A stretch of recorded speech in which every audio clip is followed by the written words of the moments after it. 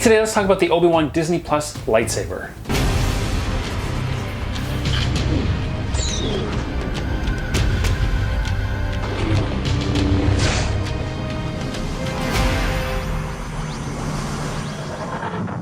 So there's been a number of different Obi-Wan lightsabers throughout the years, starting with A New Hope. Now, A New Hope, as I've mentioned in my version 2 Luke Skywalker lightsaber in previous videos, that lightsaber was based on, or was created as a stunt version for the A New Hope lightsaber for Obi-Wan to use. Now, that version was actually assembled by a prop house with multiple different parts, everything from St. Candles to a British grenade, and lots of parts that have only been discovered in the last, 20 years, and I actually have to see how some of that happened on the RPF. Was very interesting, and many people who really like that lightsaber have spent painstaking time and energy in tracking down parts, recreating parts, and actually, or doing group runs to make replicas of the parts to assemble into your lightsaber.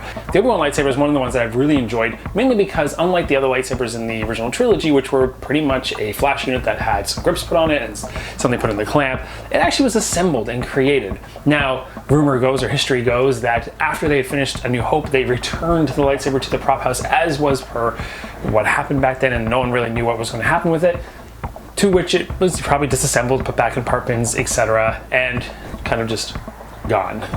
So fast forwarding to the prequel, which is not rewinding, but anyway, when we had a young Obi-Wan, so what do you do with that? What do you have a lightsaber?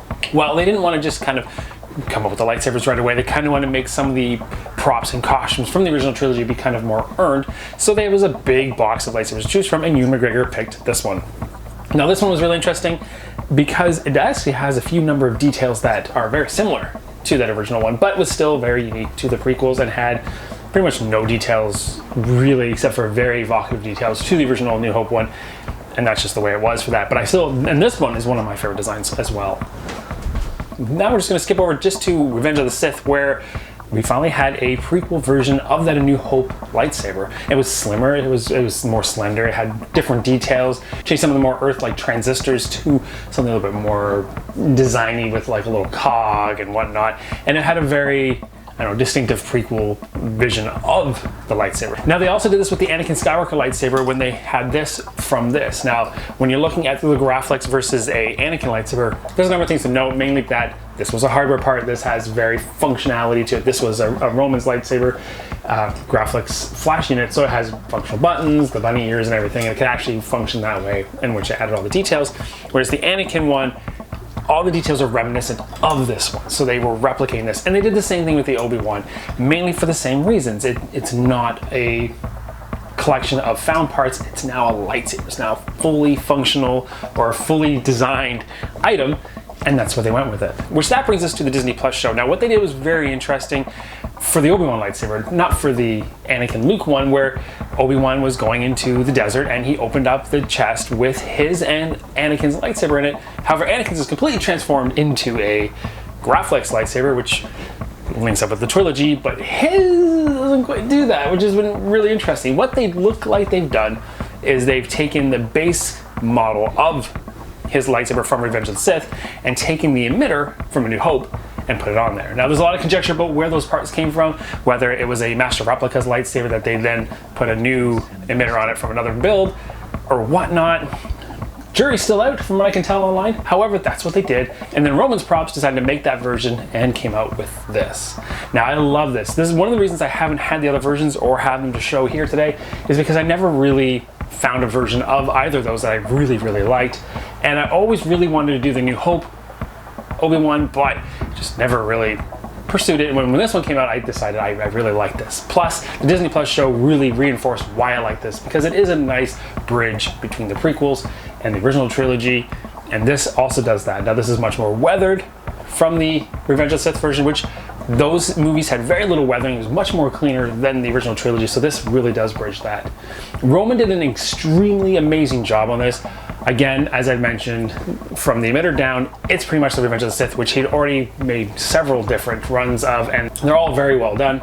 And it has all those specific details, from the clamp cards to the details on the side of the clamp, the cover tech, the wheel, everything like that.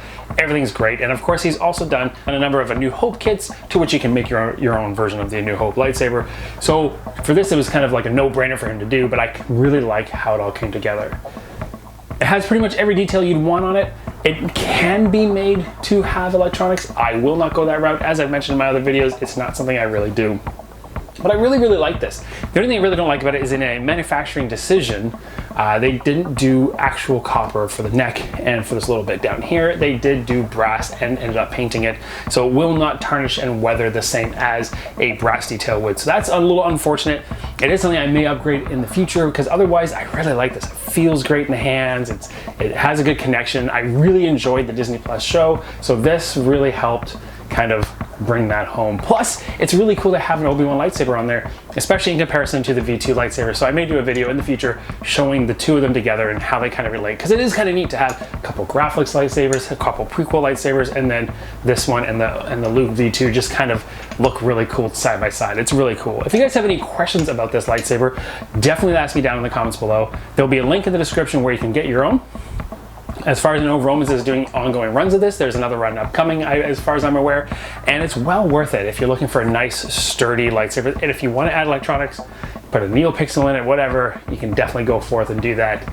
But as I said, if you have any comments or questions or thoughts of what you think of this lightsaber, of the mashing up between the two different versions to create a kind of idealized prequel / original trilogy mashed up lightsaber, let me know what you think in the comments below. But guys, thank you so much for liking, subscribing my videos, and I'm looking forward to having more to share with you in the future. But most of all, thanks for watching.